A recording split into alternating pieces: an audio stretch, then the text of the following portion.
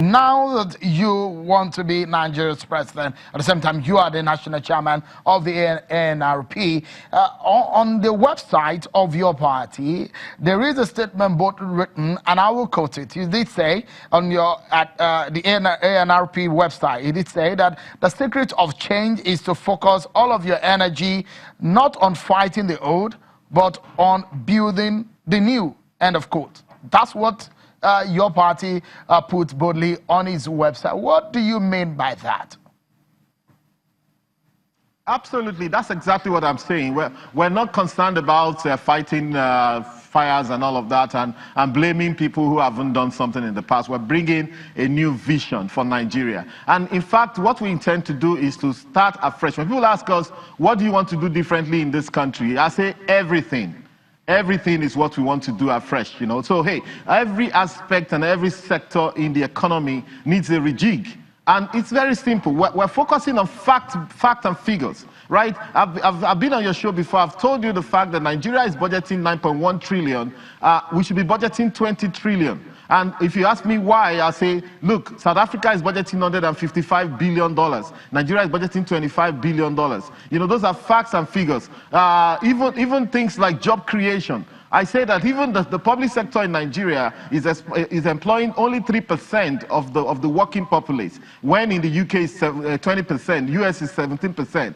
The OECD countries in general is about 21%. In the Scandinavian countries, 35%. Because we have not established the minimum standard of living for every Nigerian, wherever they may be found within Nigeria. Those are the kind of new ideas we're bringing. So that if you go to any village, you should be able to see prototype government houses that have been built for them to give them a standard. We don't just abandon them in those villages and leave them in their mud houses that are collapsing where they stand. This economy hasn't started at all. And that's the reason why we say if we actually start this economy on a positive note, we should be growing this economy by 15 to 20%, taking people out of poverty, bringing much more business into the environment, bringing in tourism and what have you. You know, so those are the kind of things. It's about bringing new ideas. And I title my campaign as the revolution of ideas. So because, hey, this country needs a revolution right now.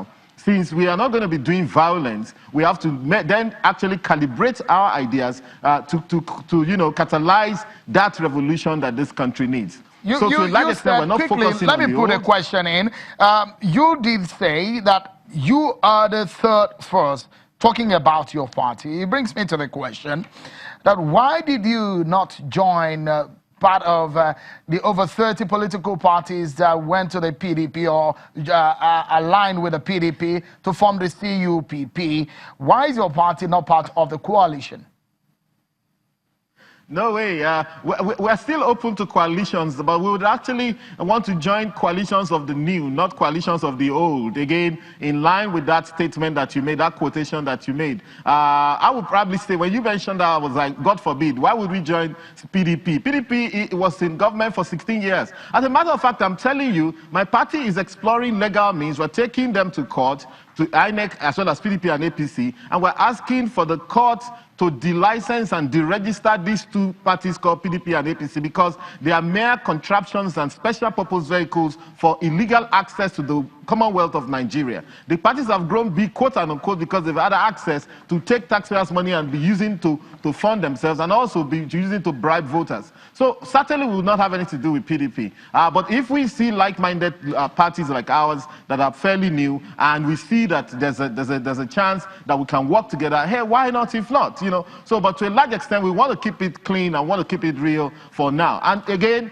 it's not about, for me, it's not by force that I have to be a president. But our ideas, my ideas, those ideas embedded in the revolution of ideas must win. Let me quickly, because we're out of time. I wish I had more opportunity to take you up on some of the ideas, great ideas that you put under the table. The question will be how you will make them happen, the practical aspect of making those ideas happen. But let me ask you, you've talked about how you're going to do a revolution, and in the political space, your party is a newbie. If you look at what happened in Ekiti, in the Ekiti election, your party candidate, Lalika Yorin, they had 125 votes of almost 600,000 votes that was obtainable in that election. And Alvin said to have spent allegedly about 50 million naira in that election. If you had done that in Ekiti, what are your hopes for 2019 election? Because you seem to be very confident about the chances of your party. Oh, absolutely. You know what? We can't play the game of APC PDP. We have to reinvent the game. First of all, Olaleko Arinride is not our candidate wasn't our candidate in Ekiti. He's one of our aspirants in Oyo State. I think he made that statement. He made it as an example. Certainly, we don't have as much money as that, which we spent in Ekiti. Of course, we scored 125 votes, but those were the 125 people who were ready to stand up for their rights and stand up for their integrity and say that no matter the fact that this party doesn't have money, we're going to vote for them all the same.